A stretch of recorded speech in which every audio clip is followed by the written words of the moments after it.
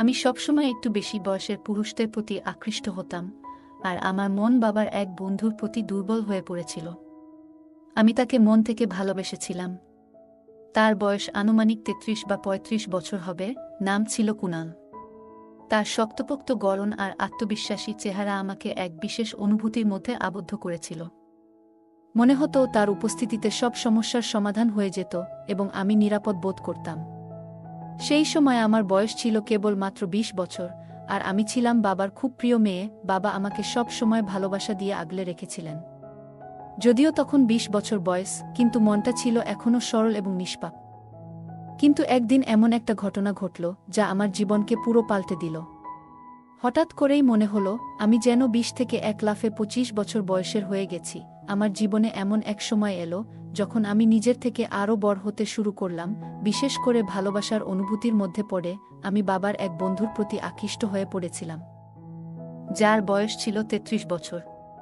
হয়তো এটি ছিল আমার অপরিপক্ক বয়সের আবেগ, যেটা সামলাতে আমি ব্যর্থ হয়েছিলাম। কিংবা বলা যায় সেটিই আমার প্রথম ভালোবাসা ছিল। তিনি বয়সে অনেকটাই বড় ছিলেন, কিন্তু আমার হৃদয়ের আবেগকে কিভাবে দমন করতাম।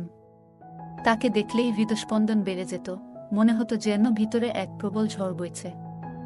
মনে হতো এই মানুষটির সাথেই আমার ভবিষ্যৎটা জড়িয়ে আছে। আমি বুঝতে পারলাম কুনালকে আর নিজের কাছ থেকে দূরে সরিয়ে রাখা সম্ভব নয়। তাই সেদিন রাতে আমি তাকে ঘুমের ওষুধ দিয়ে, বন্ধুরা আজকের গল্পটা স্পেশাল, তাই কেউ মিস করো না। দয়া করে গল্পগুলো ভালো লাগলে ভিডিওটি লাইক, শেয়ার এবং চ্যানেলটি সাবস্ক্রাইব করো প্লিজ। আমার নাম তানিয়া। বয়স তখন কমই ছিল। আমি দেখতে অনেক সুন্দর ছিলাম। গায়ের রং ছিল ফর্সা। যে কেউ আমাকে দেখলে মুগ্ধ হয়ে যেত। বাবা ছিলেন একজন সফল ব্যবসায়ী এবং কুনাল কাকু ছিলেন বাবার ঘনিষ্ঠ বন্ধু ও ব্যবসায়িক সঙ্গী। তাই তিনি প্রায়ই আমাদের বাড়িতে আসতেন। সেদিনের কথাই বলছি, যেদিন প্রথম আমার বাবার সাথে দেখা হলো কুনাল কাকুর। বাবা তখন মজা করে বললেন, এই হলো আমার ছোট্ট পাখি, আমার মেয়ে তানিয়া। আমি তো কুনাল কাকুর ব্যক্তিত্ব দেখে হতবাক হয়ে গিয়েছিলাম। কোথাও থেকেই তিনি আমার বাবার সমবয়সী বলে মনে হচ্ছিলেন না। বাবার বয়স ছিল প্রায় ৪০-৪২, আর কুনাল কাকুর বয়সও তেমনই হওয়া উচিত ছিল, কিন্তু তিনি তার বয়সের তুলনায় অনেক ছোট দেখাচ্ছিলেন। তার সুঠাম গড়ন দেখে আমি বিস্ময়ে তাকিয়েই রইলাম। বাবা বললেন, তানিয়া, কাকুকে নমস্কার করো। আমি নমস্কার করেছিলাম, কিন্তু তাকে কাকু বলতে পারিনি। আসলে কিছুই বলতে পারছিলাম না, শুধু চুপচাপ তাকিয়েই রইলাম। তখন তিনি মুচকি হেসে বললেন, তানিয়া, কি হলো? কিছু বলতে চাও কি? আমি কি বলবো বুঝতে পারছিলাম না, কিন্তু তার মেয়ে বলা আমার মনে কেমন যেন লাগলো। কেন জানি না, তার মুখ থেকে মেয়ে শুনে ভালো লাগছিল না। সেদিন আমি চুপচাপ ঘরে চলে গিয়েছিলাম। কিন্তু সেই দিন থেকেই কুনাল কাকুর প্রতি আমার একটা অন্যরকম অনুভূতি কাজ করতে শুরু করেছিল। তিনি এমন একজন আকর্ষণীয় মানুষ ছিলেন যাকে দেখে তরুণরাও লজ্জা পেত। এরপর থেকে আমার দিনরাত তার কথা ভাবতে থাকলাম। আমি প্রায়ই দেখতাম, কখনো কুনাল কাকু আমাদের বাড়িতে আসতেন, আবার কখনো বাবার সাথে অফিসে আমি যাওয়ার বায়না করতাম, যাতে তার সাথে দেখা হয়। নিজের এই অনুভূতির জন্য আমি নিজেই অবাক হতাম। ধীরে ধীরে নিজের প্রতি আরও বেশি মনোযোগ দিতে শুরু করলাম।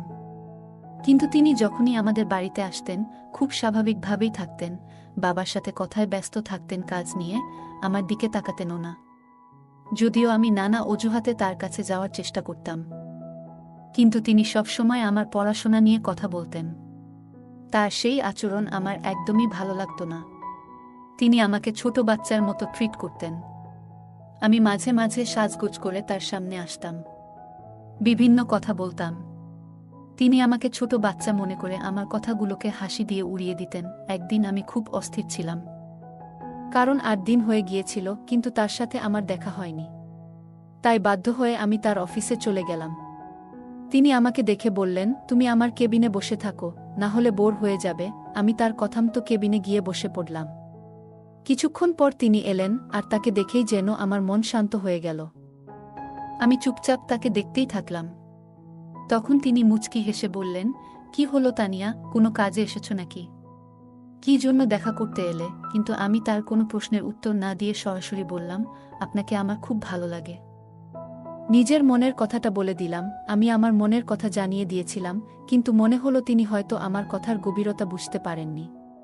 তিনি শুধু হেসে বললেন, তুমিও আমাকে খুব ভালো লাগো। তুমি খুব মিষ্টি, কথায় বলে মানুষের ভাষার চেয়ে তার ভঙ্গিমা অনেক কিছু বলে দেয়া। তখনই বুঝতে পেরেছিলাম তিনি আমার মনের কথা বুঝতে পারেননি এবং তার বলা কথাগুলিও কেবল আদরের ছিল, ভালোবাসার নয়। হয়তো তিনি আমাকে ছোট একটি মেয়ের মতোই দেখছিলেন, কিন্তু এই ছোট্ট মেয়েটি তার ভালোবাসায় পুরোপুরি মগ্ন হয়ে পড়েছিল। আমি তাকে বোঝাতে পারছিলাম না যে আমি তাকে কতটা ভালোবাসি, আমি যেন কোনো কিছুতেই আর পিছপা হতে চাইছিলাম না। একদিন এই কথা আমি আমার বাবার সাথে শেয়ার করলাম, কারণ বাবাই ছিলেন আমার জীবনে একমাত্র ভরসা। আমার মা বহু আগেই মারা গিয়েছিলেন, আমি বাবার একমাত্র মেয়ে ছিলাম, আর আজ পর্যন্ত তিনি আমার কোনো কথাই না করেননি। আমি যা চেয়েছি তিনি সবই করে দিয়েছেন। এমনকি আমি যদি আকাশের চাঁদও চাইতাম, মনে হয় সেটাও এনে দিতেন। কিন্তু সেদিন যখন আমি বাবাকে বললাম, বাবা, আমি আপনার বন্ধু কুনালকে পছন্দ করি এবং আমি তাকে বিয়ে করতে চাই, বাবার মুখ দেখে মনে হলো তিনি যেন অবাক হয়ে গেলেন। বিশ্বাস করতে পারছিলেন না যে আমি এমন কিছু বলেছি। আমার কথায় তিনি রেগে গিয়ে বললেন, তুমি কি মজা করছো? আমি জবাব দিলাম, না বাবা, আমি কোনো মজা করছি না। আমি সত্যিই কুনালের সাথে বিয়ে করতে চাই এবং তার সাথে সংসার করতে চাই। আমার এই কথা শুনে বাবা হতবাক হয়ে গেলেন, কারণ তার জীবনে আমি ছাড়া আর কেউ ছিল না। তিনি সবকিছুই আমার জন্য করতেন। যখন আপনার নিজের সন্তান এমন কিছু বলে যে সে তার জীবন শেষ করে দেবে, তখন একজন পিতার মন কিভাবে ভেঙে যায় তা আপনি কল্পনা করতে পারেন। তবুও বাবা আমাকে বোঝানোর চেষ্টা করলেন। তার মনে হলো হয়তো এটা আমার মাথায় সাময়িক একটা বাতিক, আমি আসলে এমন কিছু করব না। কিন্তু যখন আমি 2-3 দিন ধরে কিছু খাইনি, তখন একদিন আমি অজ্ঞান হয়ে গেলাম। বাবা তাড়াতাড়ি আমাকে ডাক্তার দেখাতে নিয়ে গেলেন। ডাক্তার বললেন, আপনার মেয়ের অবস্থা গুরুতর হতে পারে।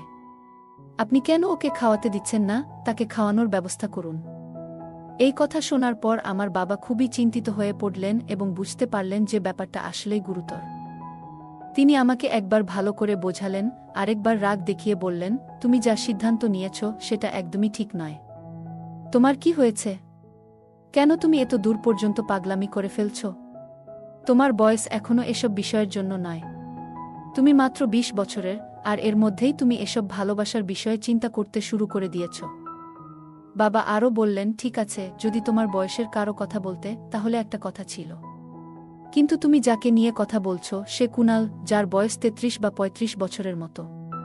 তার বয়স তোমার থেকে দ্বিগুণেরও বেশি। বাবা আমাকে বোঝাতে শুরু করলেন, কুনালের বয়স তোমার থেকে অনেক বেশি।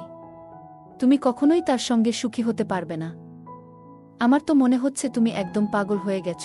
আমার চোখে জল এসে গিয়েছিল, আর আমি কাঁদতে কাঁদতে বললাম, বাবা, আমি কুনালকেই বিয়ে করতে চাই, ওর ছাড়া আমি বাঁচতে পারব না। যদি আমার বিয়ে ওর সঙ্গে না করাও, তাহলে আমি কি করতে পারি তা তুমি নিজেই দেখতে পাবে। বাবা তখন ব্যাপারটা বোঝেন, কারণ তিনি জীবনের অনেক কিছু দেখেছেন। তিনি কুনাল কাকুকে সব খুলে বলেন, আর কুনালও খুব অবাক হলেন। তিনিও সরাসরি না করে দেন। কুনাল কাকু বলেন, তুমি কি বলছো? সে তো একেবারে ছোট মেয়ে, যদি আমার মেয়ে থাকত, তারও এই বয়স হতো। আমি কিভাবে ওকে আমার জীবনের সঙ্গী হিসেবে মেনে নিতে পারি? আমার তো মনে হচ্ছে তুমি আর তোমার মেয়ের ওপর দিয়ে কি ঝড় যাচ্ছে তা বুঝতে পারছো না। কেন তুমি এমন অসহায় অবস্থায় এসে পড়লে? বাবা তখন বলেন, অসহায় তো আমি হয়েই গেছি, তাই তোমার কাছে এসেছি। তুমি বুদ্ধিমান, পরিণত, তুমি এখন ওকে বিয়ে করে নাও। আমার মেয়ের জীবন বাঁচানোর জন্য তোমার সাহায্য চাইছি। হয়তো সময়ের সঙ্গে সঙ্গে ওর মাথা থেকে এই সব কিছু সরে যাবে। তখন তুমি চাইলে আলাদা হতে পারবে, আর আমি ওর বিয়ে কোনো উপযুক্ত ছেলের সঙ্গে দিয়ে দেব। কিন্তু তার আগে যদি ও নিজেকে কিছু করে বসে, কিছু করে ফেললে পরে আমি কি করব? মানুষ তো শুধু কথা বানাতে থাকে। এসব কিছু কার জন্য? কার জন্য আমি এত কিছু অর্জন করছি? যদি সেই বিশেষ মানুষটা এই পৃথিবী ছেড়ে চলে যায়, তাহলে আমার জীবনে কিছুই আর বাকি থাকবে না। আমার বাবার জন্য তার বন্ধুকে বুঝিয়ে রাজি করানো সহজ ছিল না, কিন্তু এবার ব্যাপারটা আমার বাবার কাছেও পৌঁছে গিয়েছিল। তাই তিনিই ছিলেন একমাত্র ব্যক্তি যিনি এটি করতে পারতেন। যাই হোক, কোনোভাবে আমার বাবা সেই বন্ধুকে রাজি করাতে সক্ষম হয়েছিলেন। সম্ভবত সেই বন্ধুটিও ভেবেছিল, যদি তার অস্বীকারে আমি বড় কোনো ভুল করে বসি, তাহলে সারা জীবন সে নিজেকে দোষী মনে করবে, কারণ তার জন্যই কারো জীবন শেষ হয়ে যেত। শেষ পর্যন্ত সে রাজি হল, আর আমার সঙ্গে তার বন্ধুত্ব আবার নতুন করে শুরু হল। বিয়ে হয়ে গেল, আর আজ আমাদের বিবাহিত জীবনের প্রথম রাত। আমি নববধূর সাজে আমার ঘরে বসেছিলাম। কুণালও আমার বাবার মতোই ধনী ছিলেন, কারণ তিনি আমার বাবার ব্যবসার পার্টনার ছিলেন। তার আগে তিনি একবার বিয়ে করেছিলেন। তবে সেই সম্পর্ক 1 বছরের মধ্যেই শেষ হয়ে গিয়েছিল এবং তাদের কোনো সন্তানও হয়নি। যখন আমার বাবা আমাকে বিদায় দিচ্ছিলেন, তখন তিনি বলছিলেন, তুমি হয়তো সঠিক সিদ্ধান্ত নাওনি, কিন্তু মনে রেখো, তোমার জন্য আমি সবসময় আছি। যদি কোনোদিন তোমার মন বদলে যায় এবং এই সম্পর্ক থেকে বেরিয়ে আসতে চাও, তবে আমার কাছে ফিরে এসো। আমি জানতাম তিনি একজন পিতা, তার মনে অনেক কথা চলছিল। তবে আমি তাকে কি বলতাম? এখন আমি তো কুণালের সঙ্গেই আমার জীবন কাটানোর সিদ্ধান্ত নিয়েছি। কুণাল শুধু আমার স্বামী নয়, তিনি আমার জীবনের প্রধান আশ্রয় হয়ে উঠেছেন। আমি তো একজন নারী, এবং আমরা নারীরা আমাদের স্বামীদের ঘর থেকে শুধুমাত্র চূড়ান্ত বিদায়ী বের হই। আমার বয়স বেশি না হলেও আমি মনে মনে ঠিক করেছিলাম যে আমি কুণালকে খুশি রাখার সর্বোচ্চ চেষ্টা করব। একজন ভালো স্ত্রী হিসেবে নিজেকে প্রমাণ করব, যাতে তিনি একদিন বুঝতে পারেন যে আমাকে বিয়ে করার সিদ্ধান্ত সঠিক ছিল। সে ভেবেছিল এই সিদ্ধান্তটাই তার জীবনের সবচেয়ে সঠিক হবে। আমি কুণালের অপেক্ষায় ছিলাম, মনের মধ্যে নানা রকম স্বপ্ন আর আশার জাল বুনে। তাকে ভাবলেই আমার ভিতরে এক অদ্ভুত রোমাঞ্চের অনুভূতি তৈরি হতো। হৃদয়ের ধুকপুকানি যেন থামছিল না।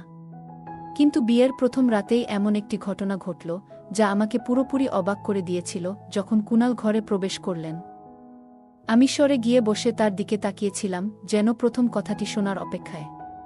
ভেতরে ভেতরে আশা করছিলাম তিনি আমার ঘোমটা সরিয়ে আমাকে দেখে মুগ্ধ হবেন, হয়তো প্রশংসা করবেন। তখন আমার বয়স কম ছিল, আর নিজের সৌন্দর্য নিয়েই আমি মোহিত ছিলাম। বিয়ের সাজে নিজেকে আরও আকর্ষণীয় লাগছিল। কিন্তু কুণাল যা বললেন তাতে আমার সব আশা যেন মুহূর্তেই মিলিয়ে গেল। তিনি বললেন, তুমি এখনো জেগে আছো কেন? আমি ভেবেছিলাম তুমি ঘুমিয়ে পড়েছ। আমি হালকা হাসি দিয়ে বললাম, কিভাবে ঘুমাই? আজ তো আমাদের বিয়ের প্রথম রাত। আমি তোমার অপেক্ষায় ছিলাম, না চাইলেও। আমার মুখ লজ্জায় রঙিন হয়ে উঠল। কিন্তু কুণালের চোখে ছিল এক অদ্ভুত কঠোরতা। কিছুক্ষণ নীরবে তাকিয়ে থেকে তিনি বললেন, তোমার ইচ্ছের জোরেই এই বিয়ে হয়েছে। তবে এর মানে এই নয় যে আমরা এখানে নাটকের মতো সম্পর্কের অভিনয় করব। এসব ভুলে যাও, আর এখন গিয়ে পোশাক বদলে বিশ্রাম নাও। এই ঘর এখন থেকে তোমারই, আমার ঘর উপরে। কোনো কিছু দরকার হলে জানিও। কুণালের কথায় আমি অবাক হয়ে গেলাম।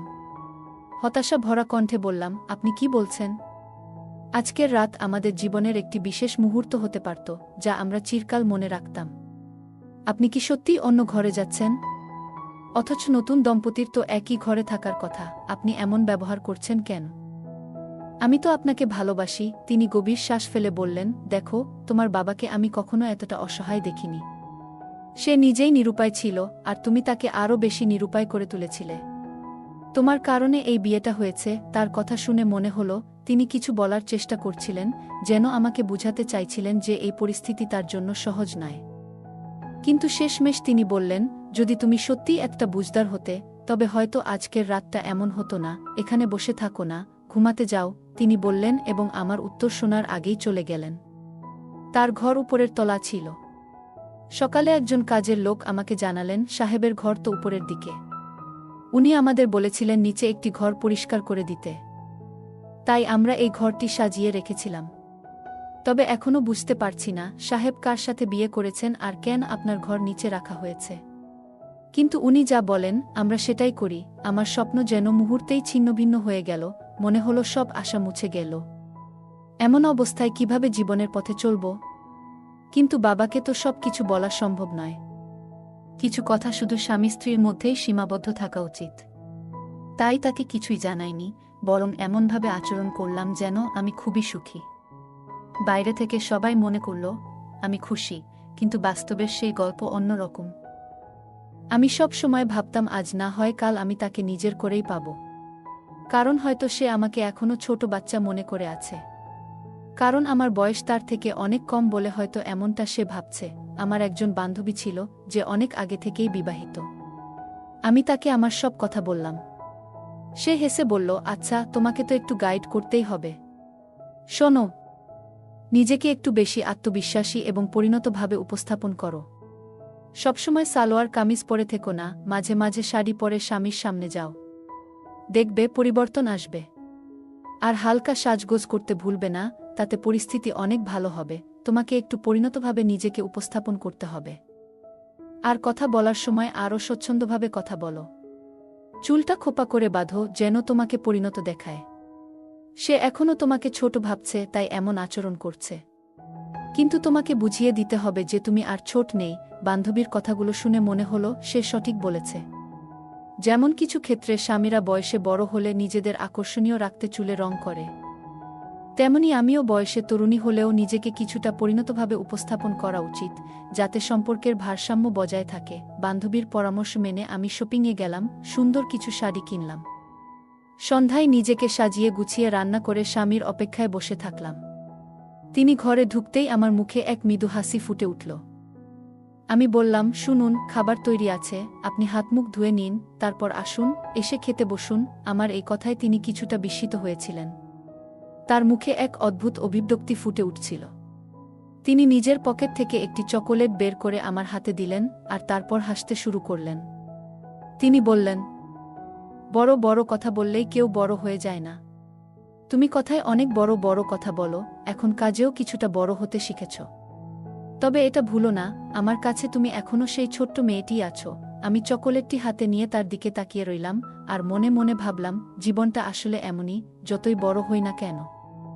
প্রিয়জনের কাছে আমরা সবসময় ছোট থেকে যাই। আমি কান্নায় ভেঙে পড়লাম, বুক ফেটে কাঁদতে শুরু করলাম। নিজের ঘরে এসে তাড়াতাড়ি চুলের খোপা খুলে দিলাম, শাড়িটাও বদলে ফেললাম। আয়নার সামনে দাঁড়িয়ে নিজেকে দেখতে লাগলাম আর ভাবছিলাম, ভালোবাসা কি সত্যিই এত বড় অপরাধ? সবাই তো বলে ভালোবাসা বয়সের হিসাব করে না, তাহলে আমি কি এমন ভুল করলাম যে এই মানুষটি আমার সাথে এমন আচরণ করছে? এই কষ্টের কথা কারো সাথে শেয়ার করতে পারছিলাম না, মনে হচ্ছিল আমি গভীর সমস্যায় পড়ে গেছি। নিজেকে নিয়ে কি করব সেটাই বুঝতে পারছিলাম না। একদিন তো সীমা ছাড়িয়ে গেল। আমি শুনতে পেলাম তিনি কারো সাথে ফোনে কথা বলছিলেন, আর সেই কথায় আমার নাম উঠে আসছিল। তিনি বলছিলেন, পুরোদমে শিশু মনে হয়, এমন কিছু কথা যা আমার আত্মবিশ্বাসকে ভেঙে দিচ্ছিল। সে তো একদম ছোট মেয়ের মতো আচরণ করে, তার চিন্তাভাবনাও শিশুর মতো। আমি কিভাবে তাকে আমার স্ত্রী হিসেবে মেনে নেব? এটা সবই তার বাবার জোরাজুরির ফল। না হলে আমি তার মেয়ের সাথে বিয়ে করতাম না। তার বাবা যদি আমার সাথে ব্যবসায়িক অংশীদারিত্ব ভেঙে দিত, তাহলে আমাদের নতুন প্রকল্প বন্ধ হয়ে যেত। তাই বাধ্য হয়ে আমাকে এই বিয়ে করতে হয়েছে। নিজের ইচ্ছেতে নয়, বরং পরিস্থিতির চাপে পড়ে এই সব কিছু করতে হলো। এই কথাগুলো শুনে আমার মনে হলো, তার বিয়ে করার কারণ ভালোবাসা নয়, বরং ব্যবসায়িক স্বার্থ ছিল। সে আমার বাবার সাথে নতুন ব্যবসায় শুরু করতে চেয়েছিল, তাই আমাকে বিয়ে করার সিদ্ধান্ত নিয়েছিল। আমার জন্য সে শুধু এক ধরনের দায়িত্ব মনে করত, একটি প্রয়োজনের মতো, যা তাকে পূরণ করতে হয়েছিল। বলা হয়, যখন আপনি যার সাথে ভালোবাসা করেন, তার সম্পর্কে খারাপ কিছু শুনেও আপনার ভালোবাসা শেষ হয় না। আমার ক্ষেত্রেও তাই হলো, ভালোবাসা মুছে যায়নি, কিন্তু বাস্তবতা সম্পর্কে আমার চোখ খুলে গিয়েছিল। আমি বুঝতে পেরেছিলাম, এই মানুষটি যেমন বাইরে থেকে দেখায়, ভিতরে তেমন নয়। সে আমার বাবাকে বলেছিল, আমি তোমার মেয়ের জীবন বাঁচানোর জন্যই তাকে বিয়ে করছি। না হলে তুমি নিজেই বলেছিলে যে সে নিজের ক্ষতি করতে পারে।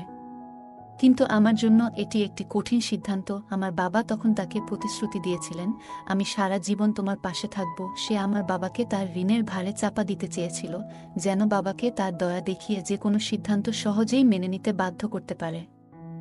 কিছুদিন পরেই আমি বুঝতে পারলাম যে নতুন ব্যবসায় সে নিজেকে ৭৫% মালিক বানিয়ে নিয়েছে এবং আমার বাবাকে মাত্র ২৫% দিয়েছে। কারণ হিসেবে বলেছে, এখন তো আমি তোমার জামাই, এটা ঘরের ব্যাপার। আমার হৃদয়ে তখনও কুণালের প্রতি ভালোবাসা ছিল, কিন্তু আমি বুঝতে পারছিলাম যে আমার ভালোবাসাকে এখন একটা সিদ্ধান্ত নিতে হবে। আমি সেই সিদ্ধান্ত নিয়েছিলাম। সেটা এমন ছিল যে যদি এখনই সবাইকে বলি, তবে সবাই অবাক হয়ে যাবে। একদিন আমি তার সামনে গিয়ে বসলাম এবং বললাম, আপনি কি সত্যিই আমাকে স্ত্রী হিসেবে মেনে নিতে রাজি আছেন? সে তো ব্যবসার লোক। আমার সুরেও যেন ব্যবসার ছাপ ছিল। সে হেসে বলল, এই প্রশ্নের উত্তর আমি কি দেয়ালে লিখে দেব? তুমি কি জানো না, এখন চলে যাও, যা খুশি করো, কিন্তু আমার জীবনের সাথে তোমার খেলা সম্ভব নয়।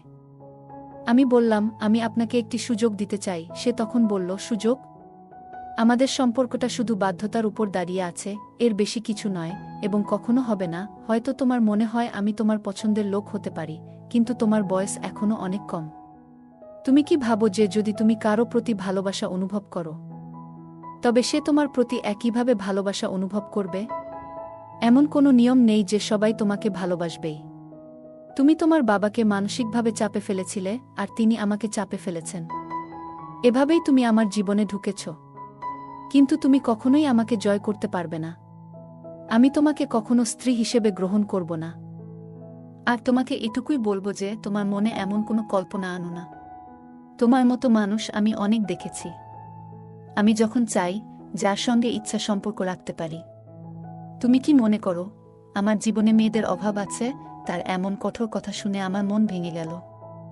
চোখ থেকে অশ্রু ঝরছিল। হয়তো আমার ভালোবাসাই দুর্বল। যদি আমার ভালোবাসা শক্তিশালী হতো তবে আজ তুমি আমার পাশে থাকতে। সে বলল, তুমি যে ভাবনা নিয়ে আছো এগুলো হয়তো কোনো সাধারণ গল্পের বই থেকে পড়েছ। কিন্তু বাস্তব জীবন এমন নয়। আমার আর তোমার বয়সের পার্থক্য বোঝো, আর বাবার বাড়িতে ফিরে যাওয়ার প্রস্তুতি নাও। নইলে তোমার পুরো জীবন এই বাড়িতে এমনই কাটবে। তুমি এখনো তরুণ, তোমার জীবন নষ্ট করো না। সেই রাতে আমি অনেক কেঁদেছিলাম, এতটাই যে মনে হচ্ছিল যেন শেষবারের মতো কাঁদছি। এরপর যেন আর এক ফোঁটা কান্নার শক্তিও থাকবে না। মনটা খুব অশান্ত ছিল। সকাল থেকে রাত হয়ে গেছে, কিন্তু কুণালকে একবারও দেখিনি। কোথায় ছিল সে কিছুই জানতাম না। কিছুক্ষণ পরে একজন কর্মচারী এসে জানালো যে কুণালের একটি ভয়াবহ দুর্ঘটনা ঘটেছে, আর সে এখন হাসপাতালে। এই খবর শুনে আমার বুকটা একেবারে ধক করে উঠল। আমি সঙ্গে সঙ্গে ছুটে গেলাম এবং গিয়ে দেখলাম ডাক্তার বললেন তার অবস্থা খুবই সংকটজনক। শরীরের অর্ধেকটাই অকার্যকর হয়ে গেছে। পা দুটো এখন আর কাজে আসবে না, সে আর কখনো নিজের পায়ে হাঁটতে পারবে না। ডাক্তার বললেন যে চিকিৎসা করা হলে হয়তো কিছুটা উন্নতি হতে পারে, কিন্তু খুব বেশি আশা নেই। দুর্ঘটনা এতটাই গুরুতর ছিল যে পা দুটোতে খুব বেশি আঘাত লেগেছে। কুণালের অবস্থা দেখে আমি অঝরে কেঁদেছিলাম। কিছুদিন আমি হাসপাতালেই কাটালাম তার সঙ্গে। এরপর আমি তাকে বাড়ি নিয়ে এলাম, আমি নিজেই তার দেখাশোনা শুরু করলাম। আমি দিনরাত তার যত্ন নিতে ব্যস্ত হয়ে পড়লাম। কুণাল আমাকে এক অদ্ভুত দৃষ্টিতে দেখত, কিন্তু কিছু বলত না।